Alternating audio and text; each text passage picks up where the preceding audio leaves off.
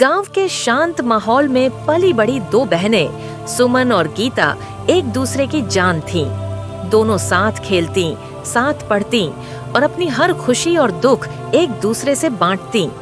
माता पिता को अपनी इन बेटियों पर बहुत गर्व था, लेकिन किस्मत ने उनके रिश्ते को ऐसी परीक्षा में डाल दिया जिसकी उन्होंने कभी कल्पना भी नहीं की थी। सुमन बड़ी थी और गीता छोटी।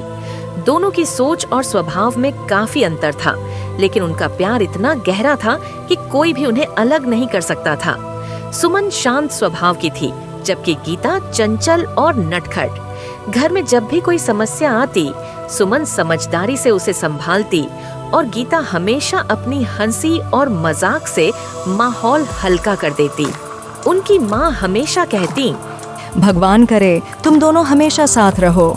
लेकिन उन्हें क्या पता था कि किस्मत उनकी इस प्रार्थना को कुछ अलग ही अंदाज में पूरा करने वाली थी। समय बीता और दोनों बहनों की उम्र विवाह योग्य हो गई। घर में रिश्ते आने लगे। सुमन के लिए एक अच्छा रिश्ता आया। लड़का शहर में सरकारी नौकरी करता था, नाम था रवि। घर वाले बहुत खुश हुए और जल्दी ही शादी की तैयारियां शुरू हो गईं। शादी के बाद सुमन अपने पति रवि के साथ शहर चली गई। गीता अकेली हो गई, लेकिन बहन की खुशी देखकर उसने अपने अकेलेपन को सह लिया। जब भी मौका मिलता, सुमन गीता से मिलने गांव आती और दोनों बहनें घंटों बातें करती।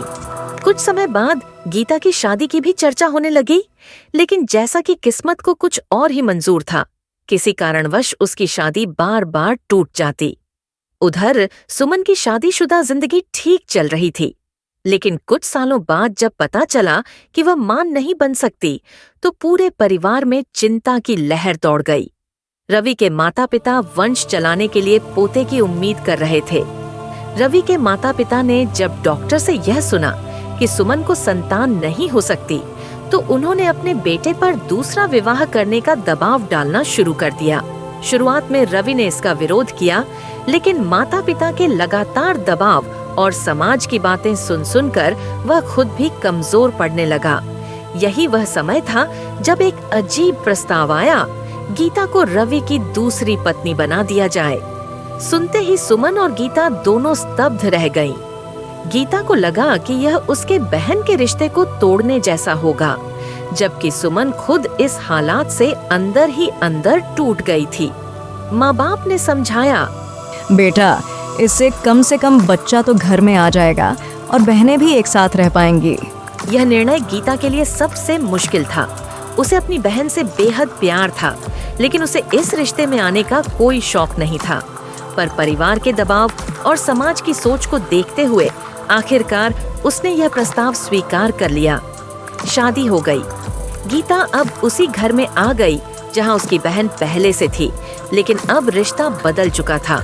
जो बहनें बचपन में एक दूसरे के बिना रह नहीं सकती थीं, अब उनके बीच एक अनकहा तनाव आ चुका था। रवि भी इस रिश्ते में सहज नहीं था। वह दोनों को बराबर सम्मान देने की कोशिश करता, लेकिन यह असंभव था कि सब कुछ पहले जैसा हो पाता। धीरे धीरे गीता गर्भवती हो गई। पूरा परिवार खुश था, लेकिन सुमन के मन में एक खालीपन आ गया। वह जानती थी कि यह बलिदान उसने खुद दिया था, लेकिन अब उसे अपने ही घर में एक पराई की तरह महसूस होने लगा। शुरुआत में दोनों बहनें एक दूसरे से बहुत औपचारिक हो गईं। गीता को भी अपराध बोध था कि वह अपनी बहन की जिंदगी में इस तरह आ गई। सुमन उसे खुश देखने की कोशिश करती, लेकिन कभी कभी अनजाने में दर्द उसकी आंखों में दिख जाता।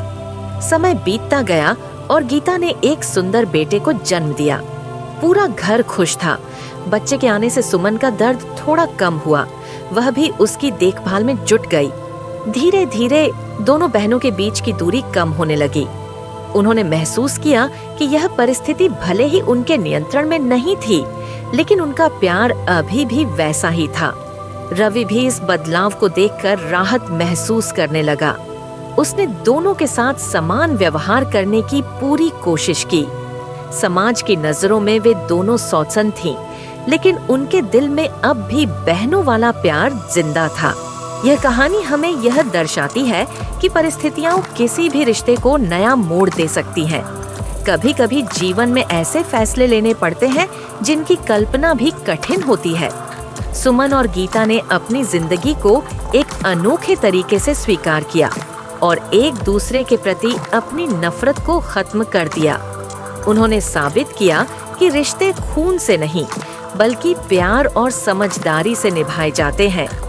आज भी गांव में जब कोई इस अनोखी कहानी को सुनता है तो यही कहता है, दो बहनों का रिश्ता कोई तोड़ नहीं सकता, चाहे किस्मत कोई भी खेल क्यों न खेले। अगर आपने अभी तक हमारे चैनल को लाइक, शेयर और सब्सक्राइब नहीं किया है तो जल्द ही कर ले, क्योंकि हम आते हैं हमेशा एक नई कहानियों और किस्सों के साथ।